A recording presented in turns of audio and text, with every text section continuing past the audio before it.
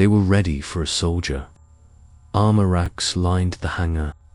Medics waited with stimulants and trauma foam.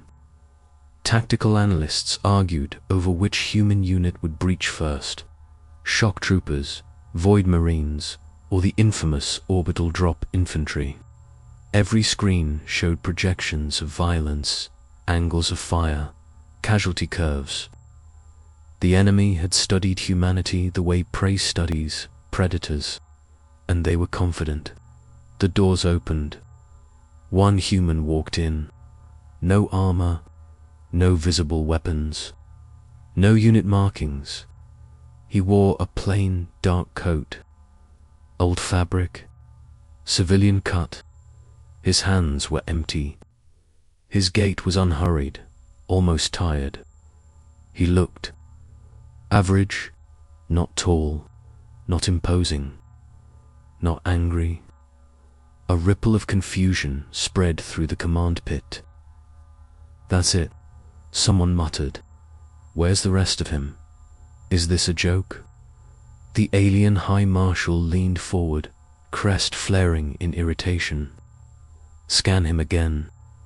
The scanners screamed. Power readings spiked and then vanished. Neural density off the charts. Biometric age impossible to reconcile. Every predictive model refused to lock. Probability engines returned the same error over and over. Unresolvable variable. The human stopped at the center of the hangar and looked up, not at the soldiers, not at the weapons, but directly at the observation deck. At the High Marshal. He smiled. Just slightly. That was when the general arrived. The alien general had survived 6 extinction wars. He had watched suns burn and civilizations collapse under orbital fire.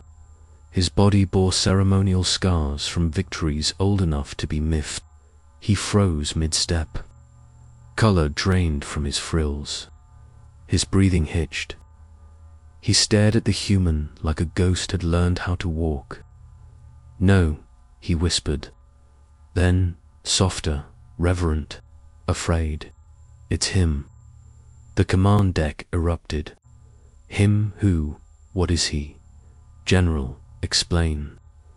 The alien general didn't take his eyes off the human. "You trained to fight soldiers," the general said quietly. "Weapons, units, doctrine." The human tilted his head, listening.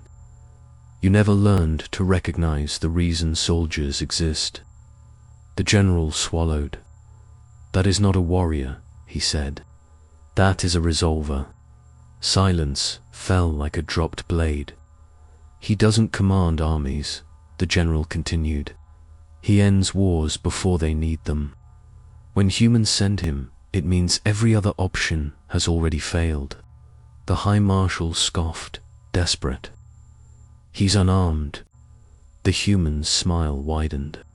"So were the first humans who figured out how to turn rocks into extinction events," the general replied. The human finally spoke. "You can still surrender," he said calmly.